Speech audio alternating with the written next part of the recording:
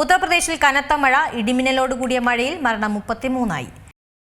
ഉത്തർപ്രദേശിൽ ഇടിമിന്നലോടുകൂടിയ ശക്തമായ മഴ തുടരുകയാണ്. ഭദോഹി, ഫത്തേപൂർ, ബുദൌൻ ജില്ലകൾ ഉൾപ്പെടെയാണ് വ്യാപകമായ നാശനഷ്ടം.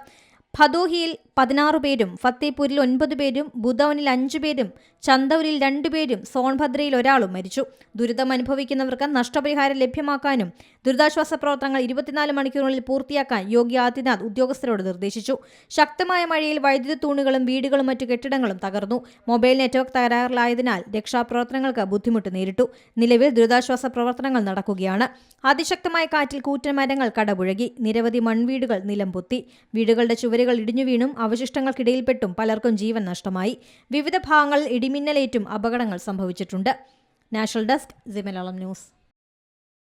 ഏറ്റവും പുതിയ വാർത്തകളും വിശേഷങ്ങളും വിരൽത്തുമ്പിലറിയാൻ സി മലയാളം ന്യൂസ് എല്ലാ ഡിജിറ്റൽ പ്ലാറ്റ്ഫോമുകളിലും ലഭ്യം.